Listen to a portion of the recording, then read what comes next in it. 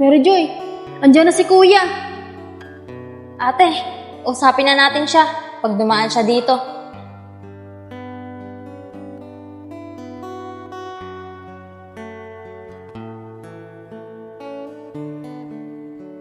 Kuya!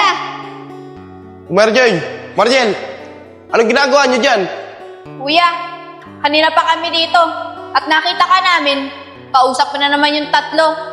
Di ba nangako ka na sa amin na hindi ka na makikipag-usap doon sa tatlong yun? Mga kapatid, kahapon, kakausap ko yung tatlong yun. At nangingi sila ng tawad sa akin. At alam niyo ba, magbabago na rin daw sila. Ano kuya? Magbabago? Wala nang pagbabago yung mga yan. Kuya naman, humanap ka na lang na ibang kaibigan mo. Huwag ka na sumama doon sa tatlong yun. Alam mo ba, kapag nalaman na naman ni tatay to, hindi ka na niya mapapatawad. Gusto bang magpalaboy-laboy na naman at sa lansangan matulog? Mariel, Marjoy, magtiwala kayo kay Kuya. Alam ko ang ginagawa ko. Kapag nalaman ko na hindi sila magbabago, hindi na ako sasama sa kanila. Sige kuya, magtitiwala kami sa'yo. Basta, pag alam mo hindi na maganda yung gagawin nila, iwasan mo na ha. Sige mga kapatid, paano? Tara na. Baka dumating na sila nanay at tatay eh. Papagalitan pa tayo. Tara. Sige, tara na.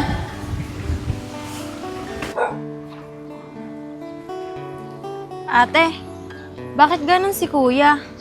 Kahapon, hindi siya matulog. Tapos ngayon, tulog na tulog. Tanghali na oh. Hindi ko rin alam, Mary Joy. Pero kailangan natin gumawa ng paraan para malaman kung ano nangyayari kay kuya. Ate, anong paraan naman ang gagawin natin kay kuya? Hindi nga natin alam kung may sakit ba siya o wala. Mary Joy, walang sakit si kuya. Sa tingin ko, may kinalaman yung tatlong yun sa nangyayari kay kuya ngayon. Wala talaga akong tiwala sa kanila. Tsaka hindi ako naniniwala na magbabago sila. Ate, anong gagawin natin? Di ba, ang sabi ni kuya kahapon na kapag mali ang ginagawa ng tatlo, iiwasan na niya. Di ko rin alam, Mary Joy. Pero kailangan natin tulungan si kuya.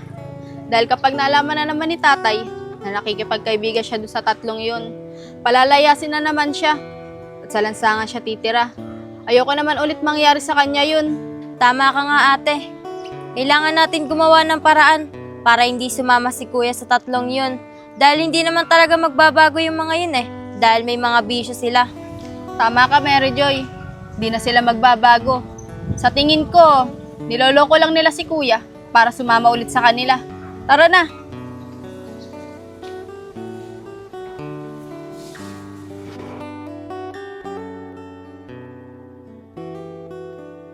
Scar, Allen, mamaya, tirahin natin yung nakuha ko. Maganda to, tol. Tama-tama yan, tol. Para pagka ginawa natin yung pinaplano natin, malakas ang loob natin. Tama ka dyan, Oscar. Pampalakas ng loob. At matagal ko nang napagplanuhan yung gagawin natin. Kung paano natin mapasok yung grocery store na yun. Ayos, tol. Matalino ka talaga. Umalis ni natin Nakabilib kami tatay, sa'yo, no? Oscar eh. Siyempre, tol. Ako pa. Pogi na. Matalino pa. Parang ikaw lang din, idol, Oscar. Matalino talaga si Allen. Ate, yun yung tatlo. Hindi mo talaga kami sa'yo, tol. Ano na naman kaya pinag-uusapan nila? Ate, baka mamaya, si kuya na naman pinag-uusapan yung mga yan. Sige, Mary Joy. Magtago muna tayo dito. Pakinggan natin yung sinasabi nila. Pero, tol, mamaya, pag dumating si Hayag, gawin mo ulit yung ginawa mo sa kanya. Lagyan mo ulit yung iinumin niya. Para sumama na sa atin yun. Sige, tol. Akong bahala dun. Hintayin natin siya dumating dito. Pero Tulapong, malakas yung binigay mo sa kanya kahapon. Hindi siya natulog. Naingitim yung mata. Ano? Ate, narinig mo ba yun? Oo, Mary Joy. Narinig ko yun. May nilagay pala sila sa ininom ni kuya. Kaya pala hindi matulog si kuya kahapon Sabi na may kinalaman niyang tatlong yan. Mga tol, mas malakas itong nabili ko ngayon. Dahil sigurado ako, kapag naihalo ko to sa inumin ni Hayag mamaya, 3 araw di matutulog yun! Galing mo, Tol! Siyempre naman, Tol. Yung mga tol, Hoy, tara, laro tayo sa court. Para pawisan yung katawan natin. Ate, dumating na si kuya. Tara, puntahan natin. Sabihin natin, niloloko lang siya ng 3 yun. Teka lang, Mary Joy. Pakinggan muna natin yung pinagkwekwentuhan nila. Pag alam na natin hindi na magandang gagawin kay kuya, tsaka tayo lumabas. sige, Tol. Pupunta tayo sa court. Pero hintayin niyo muna ako dito, ha. Bibili lang ako ng maiinom natin. Para pa naglalaro na tayo, may maiinom tayo. Diyan muna kayo. Di na! Apong, di mo na kailangan bumili. Kuya, huwag ka maniwala sa 3 yan dahil niloloko ka lang nila. Ano niloloko ko? Mga Tol, di ba magbabago na tayo? Oo nga, nagbabago na kami. Kaya nga, ama siya po. Bago na kami. Magbabago. Mga sinungaling. Kanina pa kami nandyan. Pinapakinggan namin yung mga pinagkwekwentuhan nyo. Kuya, kaya pala hindi ka matulog kahapon dahil nilagyan ni Apong yung pinainom niya sa'yo. Kaya huwag ka maniwala sa 3 yan at iwasan mo na yung mga yan. Kuya, tuturuan ka na naman nila ng hindi maganda. Kaya lumayo ka na sa kanila. Tol, kamaniwala sa kapatid mo. Sinungaling yan. Yung pinagkwentuhan namin kanina, kung paano magbubuo ng team sa basketball. Oo nga, Tol Yayag. Totoo yun. Di ba, Tol Oscar? Oo, Tol. Totoo lahat na sinasabi niya, Pong. Kaya maniwala ka sa amin. Ay, ba ang pinagkagantahan nyo kanina? Pero, di pa rin ako naniniwala sa inyo eh. Dahil minsan na ako nagkamali sa buhay ko. At ayoko na maulit yun. Mas papaniwalaan ko ang kapatid ko kaysa sa inyo. Mariel, Mary Joy, maraming salamat sa inyo ah. Buti, sinabi nyo agad sa akin. May pinaplano pa pala. Yung 3 yan. Apong, kaya pala iba yung lasa nung pinainom mo sa akin nung nakakaraan eh. May nailagay ka. Mga wala talaga ang kwenta. Alam nyo mga tol, kala ko eh, babago na kayo. Kaso, huwag di naman nangyayari yun.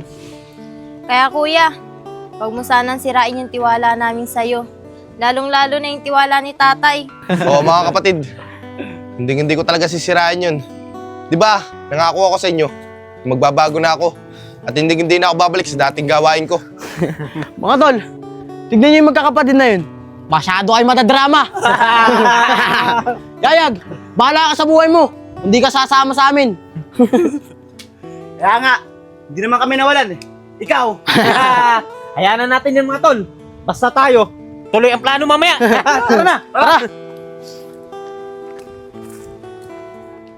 Tara na kuya. Hayaan mo na sila. Marami ka pa naman pwede maging kaibigan dyan. Hindi lang sila. Oo Mariel, tama ka. Hindi ko na sila paniniwalaan. Dahil ayoko na maulit yung itakwil ako ng tatay. Pati, mas masarap pa rin kasama ang pamilya. Sige na kuya. Tara na. Tara. Umuwi na tayo.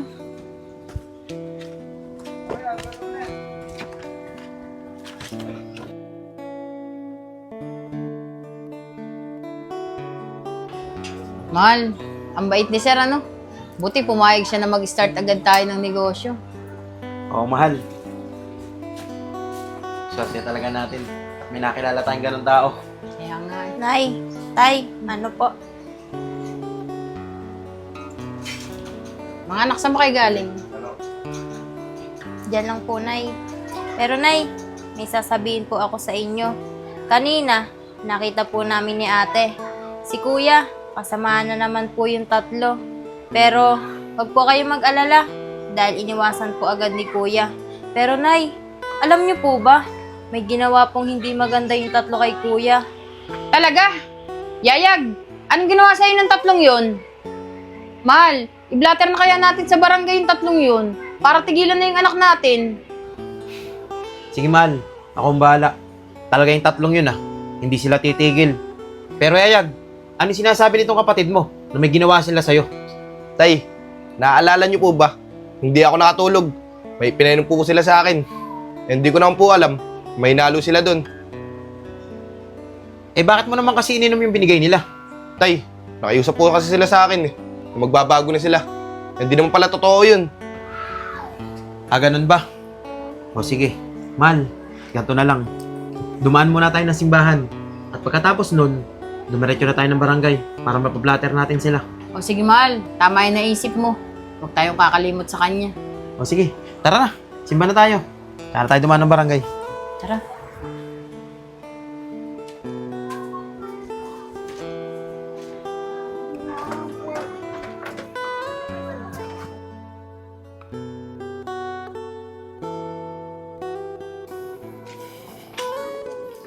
Buddy, masyado tayong nahihirapan sa sinusurvey natin ha. Kaya nga sir masyadong madulas. Huwag ka mag-alala, mahuhuli din natin yun. Apong, bilisan mo. Ayun na. Gamitin na natin. Para lumakas yung loob natin. Kaya Apong, bilisan mo. Bagal mo naman. Dali lang. O, Alin? Ito na. Please. Bilisan mo. Please.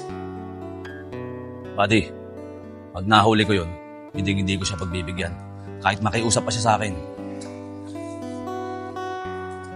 Buddy, ano kayang ginagawa ng mga kabataang yun? Kaya nga sir, mukhang kayo nahinala ang ginagawa nila. Tara sir, tingnan natin. Halika. Tol, bilisan mo naman nung pipak. Napakabagal mo eh. Baka mamaya may makakita pa sa atin dito, nalintikan pa tayo. Bilisan mo nga tol. Ano na? Huwag kang sakim. Ako bumili niyan eh. Sarap. Ano ba? Huwag. Please, bilisan nyo. Hoy! Ang ginagawa nyo dyan, ha? Sir, wala po kami ginagawa masama. Nagkakatuwa na kami dito. Walang ginagawa. Huwag na kayo magpaliwanag. Huling-huli namin kayo. Sige, sa presinto kayo magpaliwanag. Please! Sir, wala na kami ginagawa talaga, sir. Papaliwanag pa kayo, ha? Sir. Nay, Tay, maraming salamat po dahil hindi niyo po kami pinabayaan. Kaya nga po, Nay, nagpapasalamat po kami. Kayo mga naging magulang namin. Teka, Nay, ayun yung tatlo. Parang hinuli sila ng mga pulis. Sir, kasama niyo ako, sir. Wala naman talaga kami ginagawa ng masama eh. Walang ginagawa. Huling-huli na kayo sa akto. Papaliwanag pa kayo. Sir, magandang gabi po. Ano pong kasalanan yung tatlong yan? Magandang gabi din, sir. Etong mga to, nahuli namin dun. May hindi ginagawang maganda. Sinabi ko sa inyo, di ba? Tigilan nyo na yan. Di sana, hindi nyo labot yan. Mga anak, tara na. Mabuti nga sa kanila yan. Okay, sir. Sir, mawabu. Tara na. Wala kayo na. Tara na. Buddy, tara. Na kayong pumalag.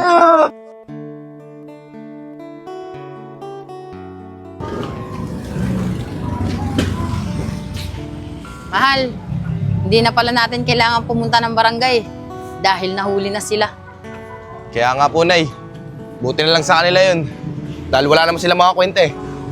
Kaya nga Tara, Mal. Ganda talaga ng simbahan natin, ano? Tay, maraming salamat pa rin sa inyo ni Nanay At hindi niyo pa rin ako pinabayaan. Ano ko ba naman, anak? Wala yun.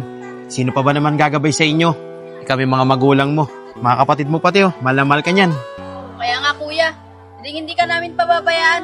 Mahal na mahal ka namin. O paano? Tara na. Simba na tayo.